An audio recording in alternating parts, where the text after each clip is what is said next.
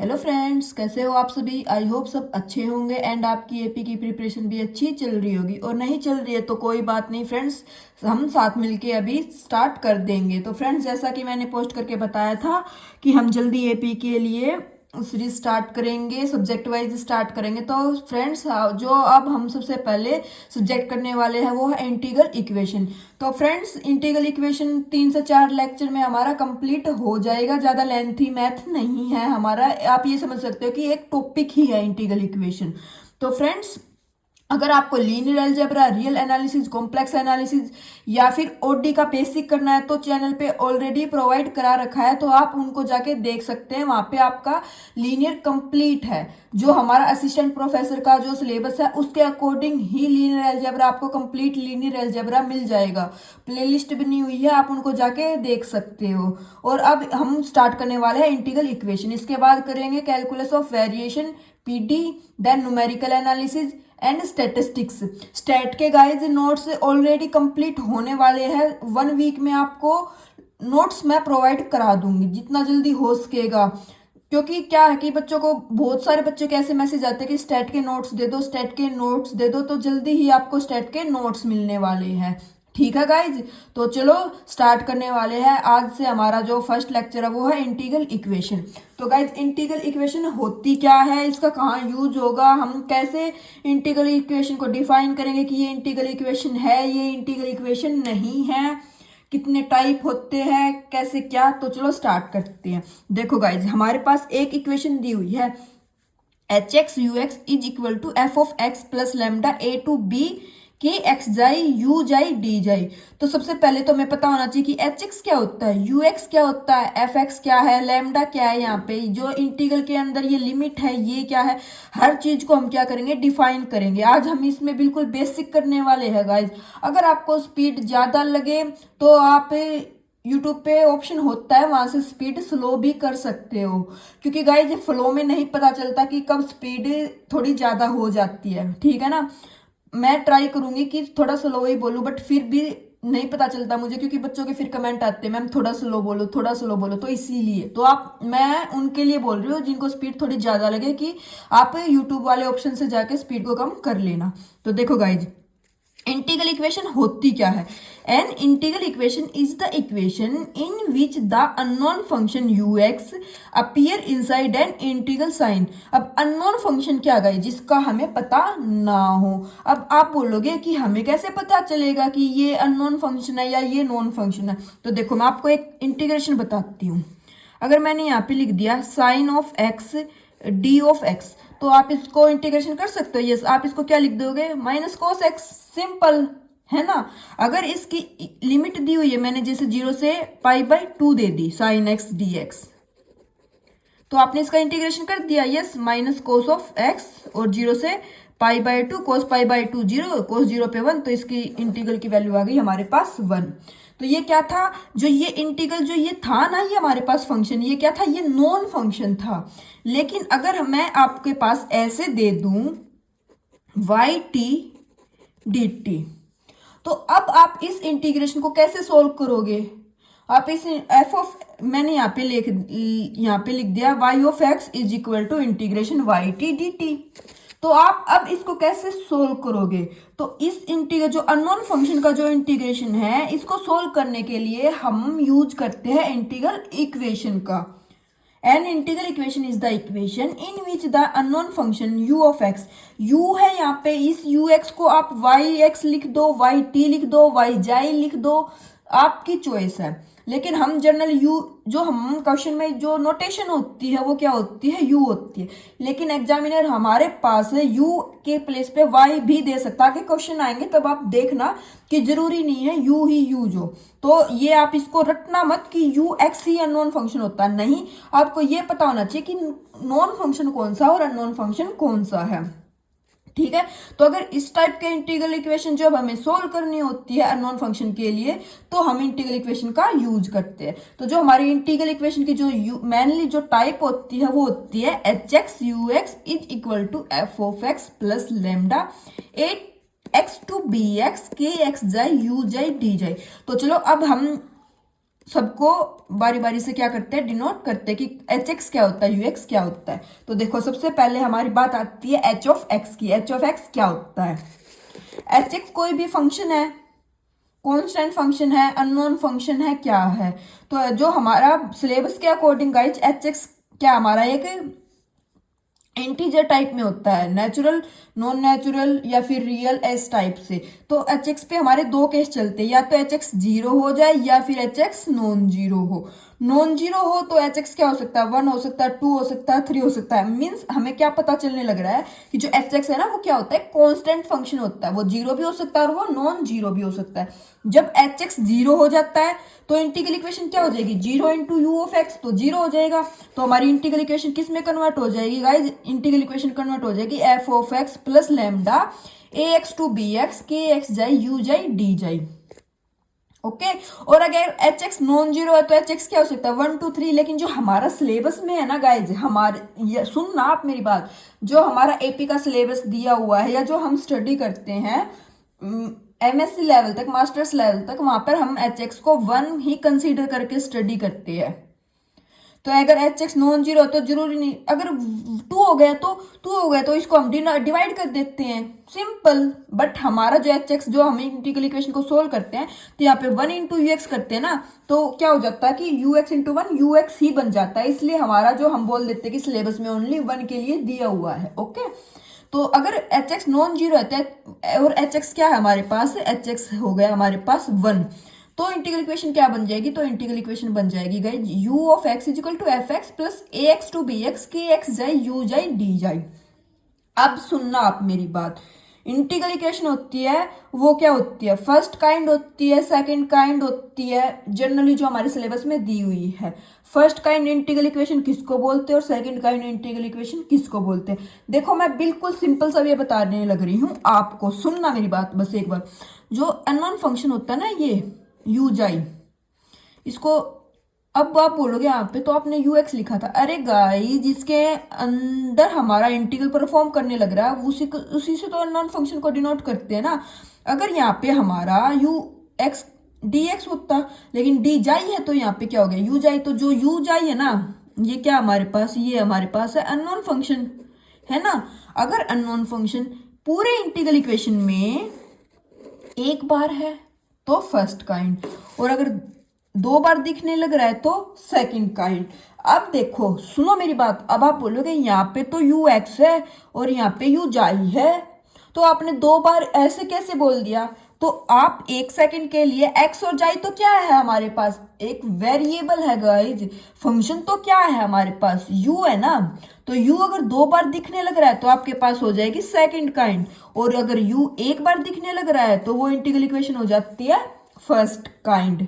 Okay तो देखो अब तक हमने इक्वेशन में क्या बता दिया, एच एक्स बता दिया, एच एक्स क्या होता है, यू एक्स बता दिया, है ना। अब उसके बाद बात आती है F of x.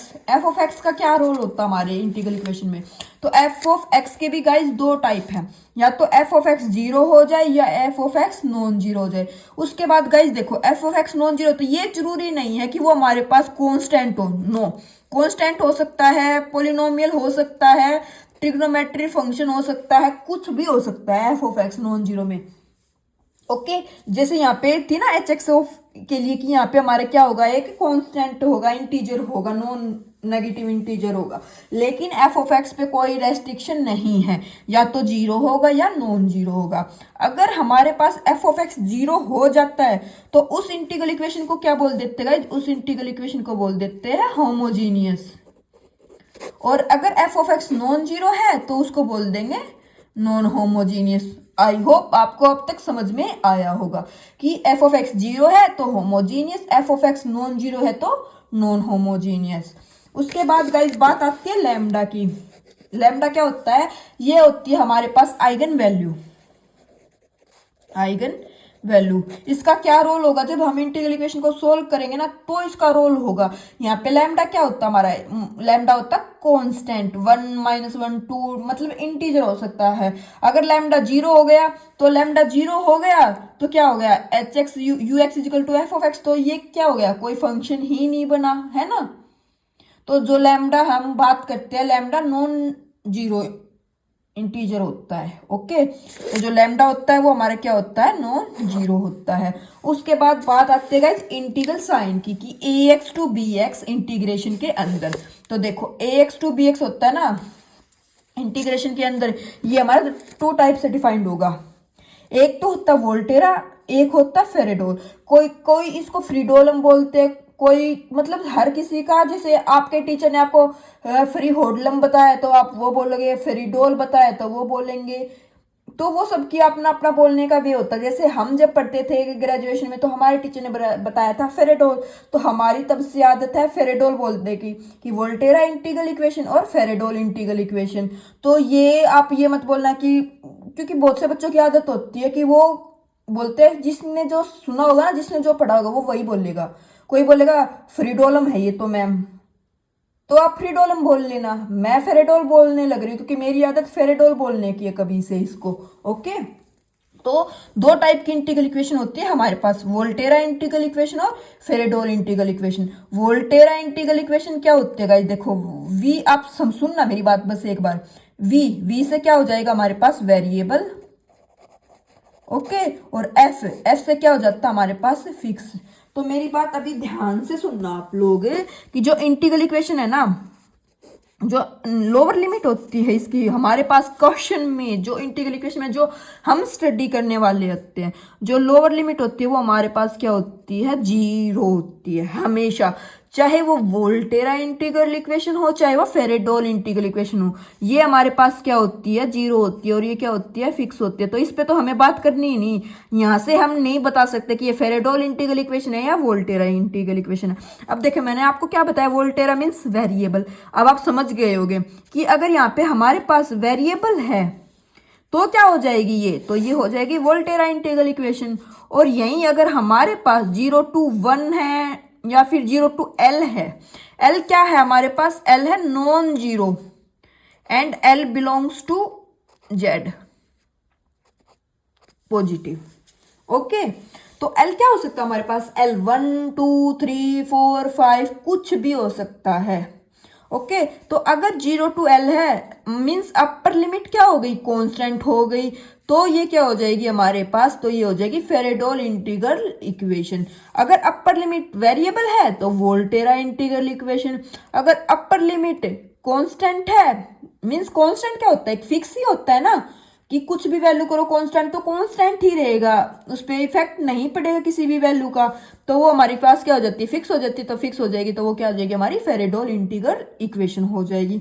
I hope आपको समझ आया होगा कि इंटीग्रल इक्वेशन कितने टाइप की होती है, टू टाइप की होती है, Volterra and Fredholm. Volterra means upper limit variable, Fredholm means upper limit constant.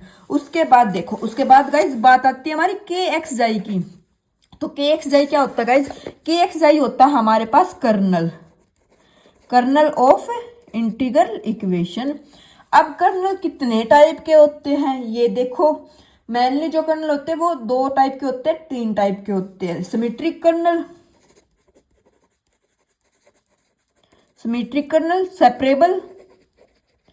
Separable इसको बोल देते हैं डीजेनरेट कर्नल। और एक होते हैं हमारे पास सिमेट्रिक हो गया, सेपरेबल या डीजेनरेट कर्नल। और एक होता है हमारे पास डिफरेंस कर्नल। तो देखो सिमेट्रिक कर्नल जैसे सिमेट्रिक मैट्रिक्स होती है, ऐसे ही हमारे पास क्या होता है, सिमेट्रिक कर्नल होता है। सिमेट्रिक कर्नल किसको बोलते हैं, के एक्स जाई इज इक्वल टू के जाई ऑफ एक्स, है ना। अगर ऐसा जाता है, जैसे जैसे मैंने आपको एक फंक्शन दे दिया K X T is equal to X of T, तो के टी एक्स क्या हो जाएगा हमारे पास, टी एक्स क्या है, ये वेरिएबल है, एक्स टी लिखो या टी एक्स लिखो बात तो सेम ही है। तो ये हमारे पास क्या हो जाता है, सिमेट्रिक कर्नल हो जाता है। ऐसे इस क्या हो जाता है, सेपरेबल या डीजेनरेट कर्नल। सेपरेबल कर्नल जब हम आगे क्वेश्चन करेंगे ना तो देखेंगे कि सेपरेबल कर्नल को कैसे नोटेशन से डिनोट करते हैं। डिफरेंस कर्नल में भी हम डिफरेंस किसी भी दो कर्नल के बीच या तो फंक्शन के बीच में डिफरेंस हो, डिफरेंस क्या हो हमारे पास, एक डिफाइन डिफरेंस हो, मीन्स उस डिफरेंस को हम क्या कर सके, डिफाइन कर सके। जैसे cos of X plus T ले लिया, ये डिफरेंस कर्नल है। मैं बोलूंगी यस ये डिफरेंस कर्नल है। कैसे, आप cos a प्लस बी का फॉर्मूला अप्लाई कर सकते हैं ना, cos x cos t minus sine x sine t। तो आपने इसको क्या कर दिया, अप्लाई कर दिया ना, आपने इसको ब्रेक कर दिया, एक डिफरेंस में ब्रेक कर दिया। हमारे पास एक फॉर्मूला है जनरली, तो ये क्या हो जाएगा, डिफरेंस कर्नल हो जाएगा गाइज। तो कर्नल हमारे क्वेश्चन में क्या दे सकते हैं, ट्रिग्नोमेट्री फंक्शन भी दे सकते हैं, एक्सपोनेंशियल भी दे सकते हैं, कांस्टेंट फंक्शन भी दे सकते हैं। तो जो कर्नल होते हैं उस पर कोई रेस्ट्रिक्शन नहीं होते कि क्या कैसा होना चाहिए, कर्नल कुछ भी हो सकता है, हमारे पास पॉलिनोमियल भी हो सकता है कर्नल में। ओके, उसके बाद गाइज बात आती है नेक्स्ट, हमारे पास क्या है, यू ऑफ जाई। यू ऑफ जाई क्या, हमारे पास एक अननोन फंक्शन है, ठीक है, और डी जाई इंटीग्रेशन है, तो हम किसके परफॉर्म में इंटीग्रेशन करते हैं, तो वो है डी जाई, एक नोटेशन। ओके गाइज, अब इसके बाद देखो, अब इसके बाद मैंने आपको बता दिया कि इंटीग्रेशन फर्स्ट काइंड कब होती है, सेकंड काइंड कब होती है, वोल्टेरा कब होती है, फेरेडोल कब होती है, होमोजीनियस कब होती है, नॉन होमोजीनियस कब होती है। तो इस पे बेस हम क्या करते हैं, कुछ एग्जाम्पल करते हैं। तो देखो, जो फर्स्ट एग्जाम्पल है इसमें क्या दिया होगा, जिसमें दिया हुआ है U of X is equal to cos x plus 3 0 to x x plus xi you xi D xi.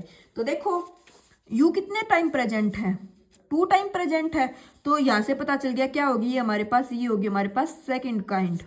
Okay, upper limit क्या है, वेरिएबल है, तो क्या हो जाएगी, वोल्टेरा। अब देखो होमोजीनियस है या नॉन होमोजीनियस है, नॉन होमोजीनियस है, तो ये क्या हो जाएगी, non homogeneous Volterra integral equation of second kind.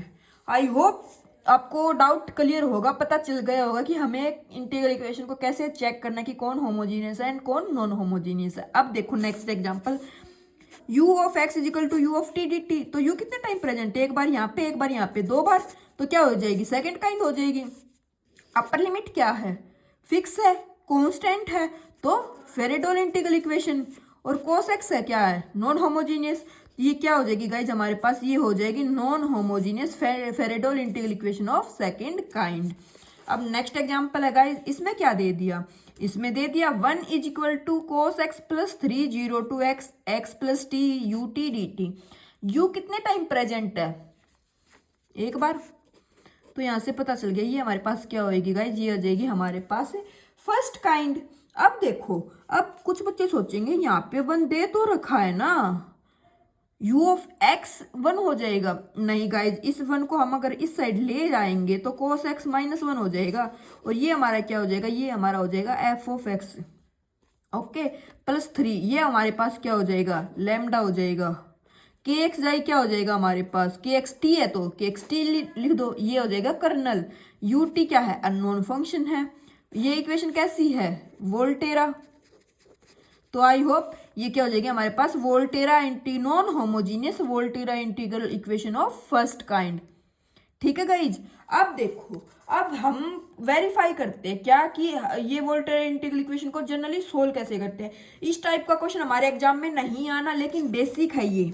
Basic कैसे है, देखो यू एक्स दे दिया आपको 1 माइनस एक्स, और आपसे एग्जाम में पूछ सकता है क्या कि इस इंटीग्रल की वैल्यू बताओ, 0 टू एक्स ई की power x minus xi you die D जाई, इस इंटीग्रल की वैल्यू क्या होगी। बेसिकली आपको क्या फाइंड करना है, इंटीग्रल की वैल्यू फाइंड करनी है।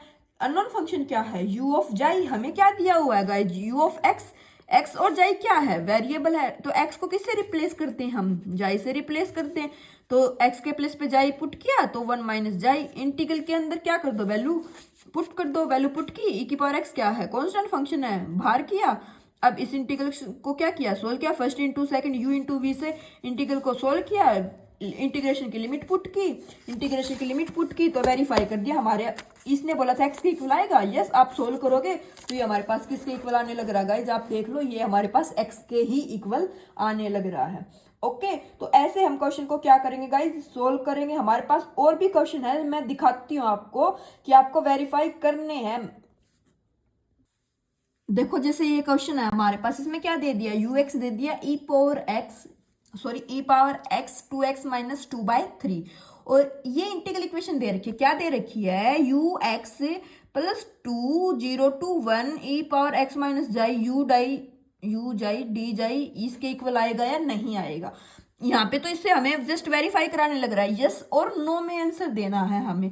हो सकता है क्वेश्चन में वो हमें इस इंटीग्रल की वैल्यू ही पूछ ले, तो ये मैंने बेसिक बोला, लेकिन हमारा क्वेश्चन आ सकता है यहाँ से। तो हमें क्या करना, सबसे पहले यू ऑफ जाई की वैल्यू फाइंड आउट करनी है। तो यस, यू ऑफ जाई की वैल्यू फाइंड आउट करो आप, यहाँ से एक्स को जाई से रिप्लेस करो, यू ऑफ जाई की ये वाली वैल्यू आ गई।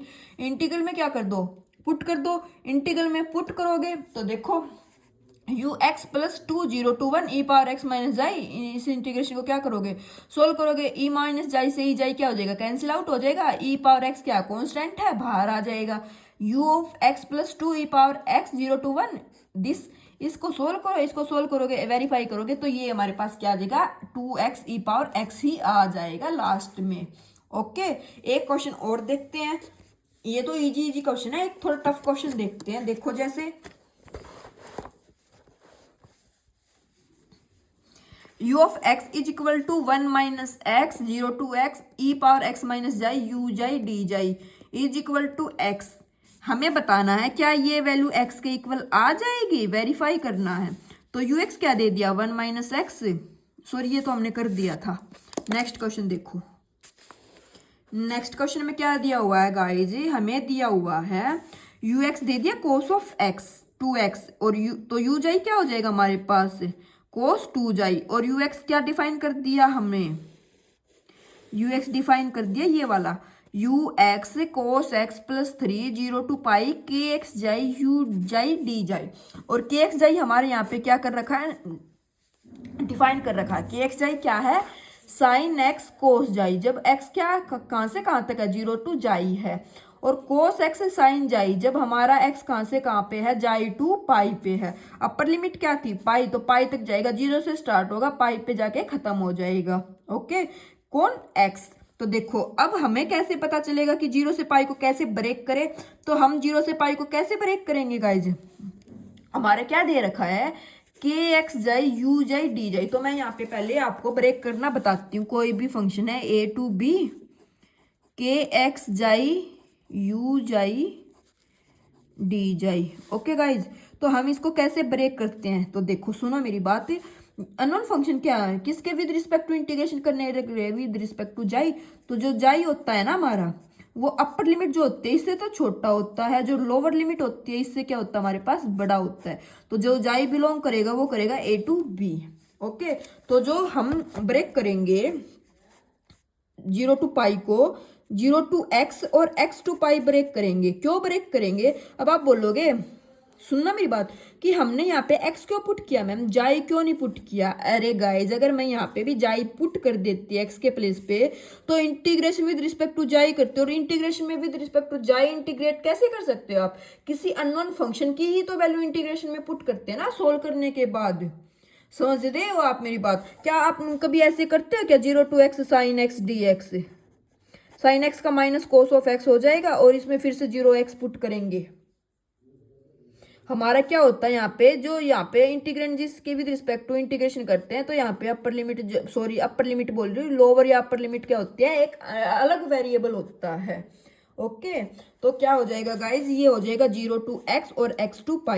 तो देखो अब जाई को नोटेशन देखना, जाई किससे लेस है, x से, और जाई किससे बड़ा है, 0 से। तो जाई कहाँ पे, x से छोटा है, तो यहाँ पे जाई है, जाई less than x less than pi. तो जाई किससे छोटा है, x से, तो क्या वैल्यू हो जाएगी, कोस एक्स साइन जाई।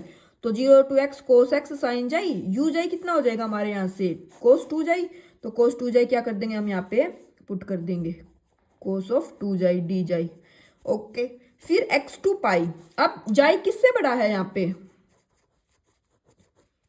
पाई से छोटा है कौन, जाई, x से बड़ा है जाई। तो जाई x से बड़ा कहाँ पे है, यहाँ पे, तो साइन एक्स कोस जाई यहाँ पे पुट हो जाएगा। अब इस इंटीग्रेशन को क्या करेंगे गाइस, जब हम इस इंटीग्रेशन को सोल्व करेंगे, तो देखो cos x plus 3 cos x sine xi cos 2 xi plus integration x to π sine x cos xi cos 2 जाई डी जाई। x क्या है हमारे पास, कांस्टेंट फंक्शन है, क्योंकि इंटीग्रेशन विद रिस्पेक्ट टू क्या है, जाई, तो कोस x को तो बाहर ले लेंगे, जो भी x का वेरिएबल है। 0 to x sign xi cos 2 जाई डी जाई प्लस साइन x बाहर लिया x to π कोस x कोस 2 जाई डी जाई। अब देखो साइन ए, 2 साइन ए कोस बी का फॉर्मूला अप्लाई कर सकते हो। तो क्या किया, इस इंटीग्रेशन को 2 से मल्टीप्लाई 2 से डिवाइड कर दिया।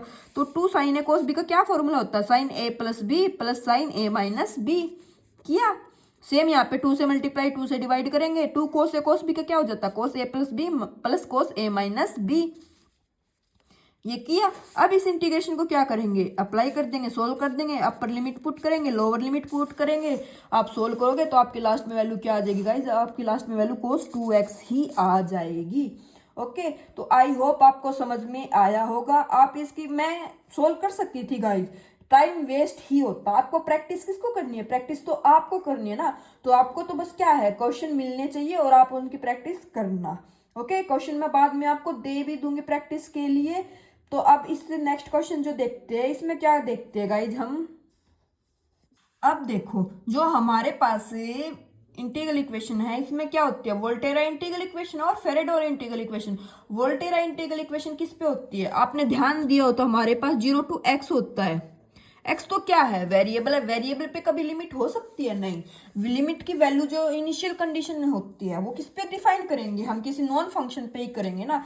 तो जो initial value problem, initial means जो स्टार्टिंग से स्टार्ट होती है, तो जो इनिशियल वैल्यू प्रॉब्लम होती है इसमें क्या होता है, ये किसके लिए अप्लाई होती है, ये होती है वोल्टेरा इंटीग्रल इक्वेशन के लिए। इसमें क्या होता है, हमारे पास एक डिफरेंशियल इक्वेशन देगा और condition at one fix point, और वो वन फिक्स पॉइंट कौन सा होगा, मेनली 0 है ना। तो 0 पे ही कंडीशन होगी, जैसे y0 y'0 y'0 y'0, एक फिक्स पॉइंट पे ही कंडीशन होगी।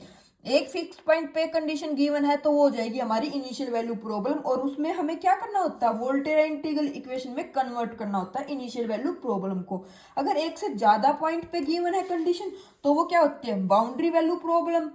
उसको कैसे में सोल्व करना होता है, मैं फेरेडोल इंटीग्रल इक्वेशन में। फेरेडोल इंटीग्रल इक्वेशन में कैसे सोल्व करते हैं उसको, जो भी हमारे पास बाउंड्री वैल्यू प्रॉब्लम दे रखी होगी उसको फेरेडोल में कैसे कन्वर्ट करेंगे, या फिर जो इनिशियल वैल्यू प्रॉब्लम दे रखी है उसको वोल्टेरा में कैसे कन्वर्ट करेंगे, तो वो अब हम करने वाले हैं। आज में इसमें 2 टॉपिक और करेंगे, उसके बाद नेक्स्ट चैप्टर करेंगे हम, ठीक है, जिसका वीडियो आपको कल या परसों देखने को मिल जाएगा। इस वीक में हम इंटीग्रल इक्वेशन को कंप्लीट कर देंगे। ओके, तो देखो सबसे पहले क्या है गाइस, डिफरेंशियल इक्वेशन देगा और एक पॉइंट पे कंडीशन देगा, हमें किस में कन्वर्ट करना है, हमें कन्वर्ट करना है वोल्टेरा में। तो क्या स्टेप होने वाले हैं, आपको ऐसे ही क्वेश्चन को सोल्व करना है। तो देखो y'(x plus y is equal to cos of x, अगर ये क्वेश्चन हमें ओडी में दिया होता, सुनना आप मेरी बात, अगर हमें ये क्वेश्चन ओडी में दिया होता तो आप इसको कैसे करते, आप कर देते d² plus 1 is equal to 0, d is equal to plus minus iota. तो हमारा कॉम्प्लीमेंट्री फंक्शन क्या बन जाएगा, c1 cos of x plus c2 sine of x। Particular integral कैसे निकाल देते हैं आप, cos of x divide by d² plus 1, तो ये क्या हो जाता है -1 पुट करते 0 हो जाता, तो एक बार डेरिवेटिव कर देते x cos of x divided by 2d, एक बार इंटीग्रेशन करते तो x बाई 2 साइन x, है ना। तो हमारे पास फंक्शन की क्या वैल्यू आ जाती है, c1 cos x plus c2 sine x plus x by 2 sine of x, ये वैल्यू आ जाती है ना हमारे पास से। फिर वहां से हम क्या करते, वैल्यू पुट कर देते, देखो yx क्या आ जाता हमारे पास, c1 cos of x plus c2 sine of x plus x by 2 sine of x, y0 पे 0 दिया है, साइन 0 0 साइन 0 0 कोस 0 1, तो c1 की वैल्यू आ जाएगी हमारे पास 0। एक बार डेरिवेटिव करेंगे तो yx क्या हो जाएगा, c2 साइन x प्लस इसका डेरिवेटिव करेंगे जो भी आएगा, चलो करके देख लो, u इंटू वी लगा लो, x एज इट इज, को साइन x का cos x plus sine x as it is, ये हो जाएगा हमारे पास। अब यहाँ से y डैश x करेंगे तो साइन 0 पे कितना हो जाएगा, 0 हो जाएगा, ये 0 हो जाएगा, x इंटू कोस 0 0, यहाँ पे साइन 0 0, तो इस इंटीग्रल की वैल्यू क्या आ जाएगी, 0 आ जाएगी। तो हमारे पास क्या है, कहीं ना कहीं हमने मिस्टेक की है या कुछ गलती की है, क्यों, क्योंकि हमारे पास तो वोल्टेरा इंटीग्रल इक्वेशन में वोल्टेरा में कन्वर्ट करना था ना। तो हम इस क्वेश्चन को ऐसे ओडी के वे से क्वेश्चन को सोल्व नहीं करेंगे। बच्चे यही गलती करते हैं, वो सोचते हैं आंसर तो सेम आएगा, आंसर सेम नहीं आता है। ओके, तो हम इस क्वेश्चन को इनिशियल वैल्यू प्रॉब्लम में कैसे सोल्व करेंगे वो देखते हैं। एक सेकंड, जो हमने इसमें किया है यहाँ पे जो इसका डेरिवेटिव किया तो C2 क्या आ जाएगा हमारे पास, यहाँ पे आ जाएगा कोस ऑफ एक्स। कोस एक्स आएगा तो कोस जीरो पे क्या हो जाता है 1, तो C2 की वैल्यू आ जाएगी क्या हमारे पास 1। तो जो वाई एक्स फंक्शन हो जाएगा वो हमारे पास क्या हो जाएगा sine x plus x by two sine of x, ये आ जाएगा।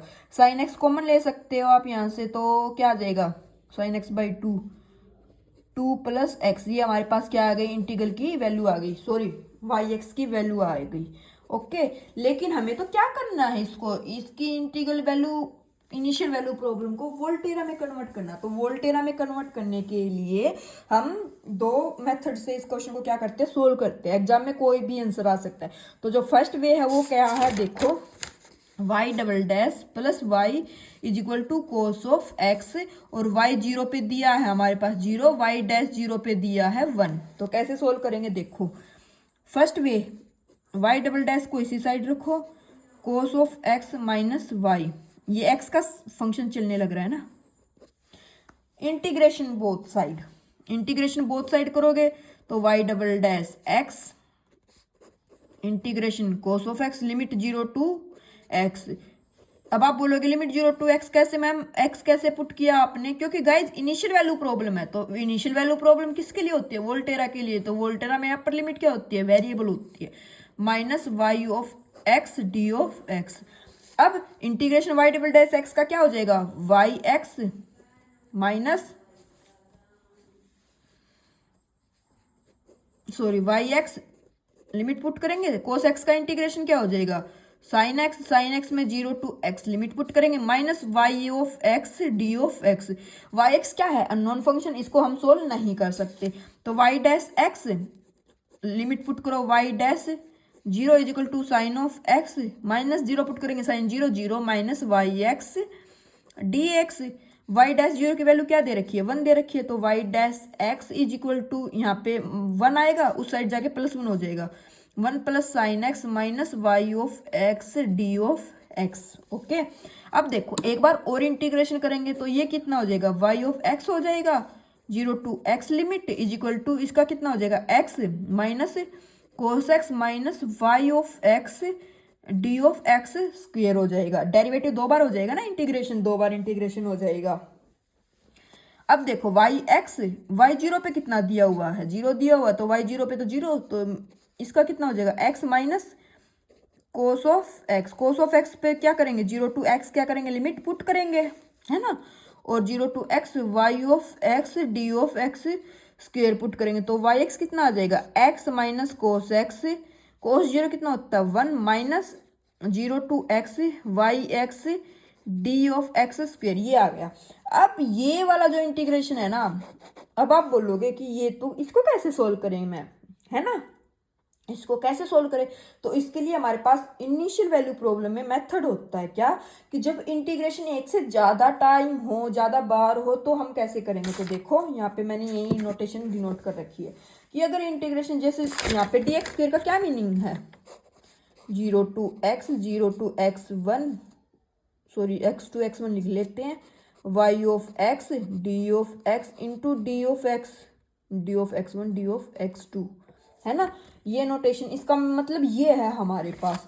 तो इसको कैसे सोल्व करते हैं गाइज, a टू x2 जिसके विद रिस्पेक्ट टू इंटीग्रेशन है उसको तो नहीं लिख सकते ना लिमिट में हम। ओके, तो देखो सबसे पहले हम इसको सोल्व करेंगे। कैसे सोल्व करेंगे, जितने टाइम इंटीग्रेशन है ना उससे एक बार कम time derivate sorry factorial 1 by 1 factorial dx2 दो बार था डिफरेंस, तो x minus xi f of xi D xi. एक इंटीग्रेशन को हम ऐसे सोल्व करेंगे। अब आप बोलोगे कि ये कहाँ से आए, तो इसको अगर हम स्टडी करने लग गए ना तो गाइज लेक्चर क्या बहुत ज़्यादा टाइम लग जाएगा। आपको जस्ट क्या करना है, इस चीज़ को याद रखना है। अगर 3 टाइम इंटीग्रेशन है तो 2 फैक्टोरियल आ जाएगा, x माइनस जाई का स्क्वायर आ जाएगा, F of xi d of जाई। अगर n टाइम दे रखा हमारे पास इंटीग्रेशन तो कैसे सोल्व करेंगे guys, 1 by n minus 1 factorial a to x minus xi की power n minus 1 f of xi d of xi, ये आ जाएगा। आपको क्या करना है, इसको याद रखना। समझ नहीं आया कोई बात नहीं, अभी जो क्वेश्चन है ना उसके थ्रू समझ में आएगा आपको। क्या जैसे हमारा क्या दिया हुआ था guys, 0 to x y of x d of x square दिया हुआ था ना, तो हम क्या करेंगे, दो बार है तो एक बार 1/1 फैक्टोरियल है ना, 0 to x, दो बार डेरिवेटिव था तो x माइनस जाई कर देंगे, एक बार डिफरेंस आ गया, और जो x होता है ना इसको जाई से रिप्लेस कर देते हैं, y of xi d of xi, ये इस इंटीग्रेशन की क्या आ जाएगी गाइज, वैल्यू आ जाएगी, और ये हमारा क्या हो जाता है, क्वेश्चन सोल्व हो जाता है, इसी से ही क्वेश्चन सोल्व हो जाता है। तो आपको एग्जाम में भी ऐसे ही करना है। वो क्या देगा, वो हमें एक डिफरेंशियल इक्वेशन दे देगा और इनिशियल वैल्यू प्रॉब्लम या boundary value problem, initial means एक पॉइंट पे कंडीशन दे देगा और हमसे इंटीग्रल इक्वेशन पूछेगा। तो हमारी इंटीग्रल इक्वेशन क्या बन गई, y of x is equal to x minus cos x plus 1 minus 1, lambda क्या हो गया हमारे पास 1 है ना, 1/1 फैक्टोरियल की वैल्यू क्या आएगी, 1 ही आएगी, 0 to x, x माइनस जाई, y जाई, डी जाई। अब देखो वोल्टेरा इंटीग्रल इक्वेशन, ये क्या है, ये नॉन होमोजीनियस, ये क्या है, कर्नल है, अननोन फंक्शन है, तो Volterra integral equation non homogeneous Volterra integral equation of second kind, क्योंकि यहाँ पे भी y प्रेजेंट है, यहाँ पे भी y प्रेजेंट है। तो आई होप आपको क्वेश्चन समझ में आया होगा। एक दो क्वेश्चन मैं आपको ट्राई करने के लिए देती हूँ, नहीं सोल्व होए तो आप टेलीग्राम ग्रुप में क्वेश्चन सेंड कर सकते हो, जो भी आपका डाउट हो, या आपको वैसे भी कोई डाउट होता है एपी से रिलेटेड, किसी भी मैथ से रिलेटेड, तो आप जो हमारा टेलीग्राम ग्रुप है वहाँ पे आप क्वेश्चन शेयर कर सकते हो, आपका जो भी डाउट है, ओके, तो वहाँ पे आपको सॉल्यूशन मिल जाएगा। तो मैं अभी क्या देती हूँ आपको, वोल्टेरा इंटीग्रल इक्वेशन सोल्व करने के लिए 3 से 4 क्वेश्चन देती हूँ, उनको आप ट्राई करना। देखो तो देखो ये 3 क्वेश्चन मैंने आपको दिए हैं, इनको आपको क्या करना है, सोल्व करना है। कैसे, सेम ऐसे ही कि y डबल डैश एक्स, इसको इंटीग्रेशन करेंगे, जितने टाइम यहाँ पे हाईएस्ट पावर होती है उतने टाइम ही हमें क्वेश्चन का क्या करना होता है, इंटीग्रेशन करना होता है। एक बार इंटीग्रेशन करेंगे, लिमिट वैल्यू पुट करेंगे, फिर अगेन इंटीग्रेशन की हमें क्या करेंगे, फिर अगेन इंटीग्रेशन करेंगे, एंड देन हम इनिशियल वैल्यू प्रॉब्लम जो हमारी पॉइंट है, वैल्यू कंडीशन दी हुई है, उनको पुट करेंगे और हम वैल्यू फाइंड आउट करेंगे। ये तो था एक वे कि हम क्वेश्चन को ऐसे सोल्व कर सकते हैं। एक और क्या होता है, इसी क्वेश्चन को मैं इस क्वेश्चन के 2 आंसर निकाल के दिखाऊंगी, आपका एग्जाम में कोई भी आंसर आ सकता है। देखो जैसे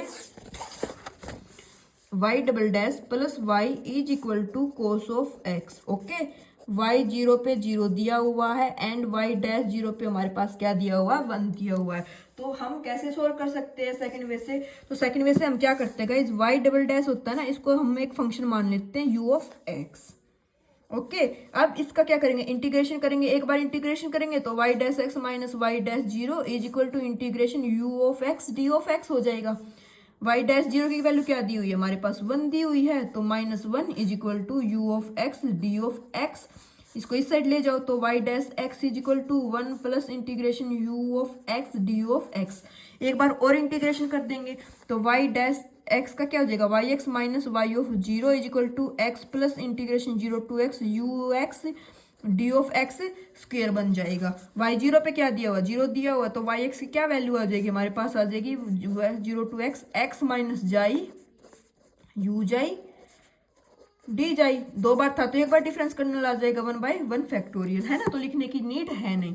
तो अब क्या करते हैं, वाई एक्स आ गया, वाई डैश आ गया, वाई डबल डैश आ गया, है ना, इसको क्या करते हैं क्वेश्चन में पुट कर देते। तो वाई डबल डैश क्या था हमारे पास, यू एक्स था, प्लस वाई क्या आ जाएगा, x plus 0 to x, x minus xi, you xi, D xi is equal to cos of x. तो यू एक्स की यहाँ से वैल्यू कितनी आ जाएगी, cos x minus x 0 to x, x minus xi, you xi, D xi, ये वैल्यू आ जाएगी। अब तो ये वाला आंसर भी हो सकता है u की टर्म में, और हमारा ये वाला आंसर भी हो सकता है y की टर्म में। तो आपको क्या करना है आंसर में, जब हमारा इंटीग्रल इक्वेशन दिया हो तो आपको देखना ऑप्शन में y का यूज किया हुआ है या u का यूज किया हुआ है, ओके। अगर हमारा जिसमें क्वेश्चन प्रेजेंट है y में और y ही इंटीग्रल के अंदर आने लग रहा है तो हमें ऐसे सोल्व करना है, और y के प्लेस में अगर हमारा u आने लग रहा है तो हमें क्वेश्चन को ऐसे सोल्व करना है। तो आई थिंक गाइज लेक्चर ज़्यादा बड़ा हो जाएगा, तो जो हम सेकंड वे हमारे क्या फेरेडोल इंटीग्रल इक्वेशन को सोल्व करना, कन्वर्ट करना बाउंड्री वैल्यू प्रॉब्लम में, किससे कन्वर्ट करते हैं, लेबनीज रूल से। लेबनीज रूल क्या होता है, तो ये इसके क्वेश्चन हम नेक्स्ट लेक्चर में ही करेंगे। लेक्चर ज़्यादा लेंथी ना करके मैं 20-25 मिनट का ही रखना चाहती हूँ कि आप जल्दी से आपका रिवाइज भी हो जाएगा, जो डाउट है वो क्लियर भी हो जाए। क्योंकि क्या होता है कि ज़रूरी नहीं है कि आप रेगुलर आपकी स्टडी रही हो। बहुत से बच्चे ऐसे भी हैं जिनके 2-3 साल पहले नेट हुए थे, जिनकी प्रैक्टिस इतनी अच्छी है नहीं, जो कुछ थोड़ा बहुत मेमोरी जिनकी भूल गए कि हाँ हमारे पास क्या होता था। तो इसलिए मैं एक सीरीज चलाई है कि आपकी जल्दी जल्दी से रिवीजन हो जाए। ओके, तो गाइज फेरेडोर इंटीग्रल इक्वेशन को हम नेक्स्ट लेक्चर में सोल्व करने वाले हैं। आई होप आपको लेक्चर अच्छा लगा होगा। नहीं भी लगा है तो भी आप अपने रिव्यू देना, क्या कमी लगी उसको भी बताना। मैं नेक्स्ट लेक्चर में उसको अच्छे से और इम्प्रूव करूंगी कि हाँ कमी, ये कमी लगी आपको। और प्रैक्टिस आपको करते रहना है, जितनी ज़्यादा प्रैक्टिस करोगे ना आपको उतना ज़्यादा अच्छा है। अगर किसी के पास सिलेबस की कॉपी नहीं है तो देखो, मैं तो आपको ऐसा, मैं क्या करती हूँ, मैं जो भी मैथ करती हूँ ना या जो भी करती हूँ, तो मैं क्या करती हूँ, मैं उस टॉपिक को राइट लगा लेती हूँ कि मैंने इस टॉपिक को ऐसे कर लिया अब तक, है ना। तो आप क्या 2-3 पेज जाते हैं सिलेबस के, आप सिलेबस निकलवा सकते हो कि हाँ हमारे पास ये सिलेबस है, हमें इसको ऐसे ऐसे करना है। तो वो आपकी चॉइस है, आप इसको कैसे करते हो, है ना। तो नॉर्मली आप 2-3 पेज आप सिलेबस निकलवा सकते हो गाइज, कुछ नहीं जाता है सिलेबस निकलवाने में, है ना। इस आप अपने जहाँ पे स्टडी करते हो वहाँ पे सामने लगा लो, आपको ये भी पता चलता रहेगा कि अभी इतना कर लिया, अभी इतना रहता है, उससे पॉजिटिव ही मिलती है, पॉजिटिविटी। और शॉर्ट नोट्स अपने बना के रेडी रखो, क्योंकि क्या होता है शॉर्ट नोट्स लास्ट टाइम में बहुत काम आते हैं हमारे, ठीक है ना। तो आई होप ज़्यादा टाइम वेस्ट नहीं करती हूँ, आपको लेक्चर अच्छा लगा होगा तो रिव्यू जरूर देना, कमेंट जरूर करना, और चैनल को ज्वाइन भी कर सकते हो आप अगर आपको चैनल अच्छा लगता है तो। Okay guys, thank you.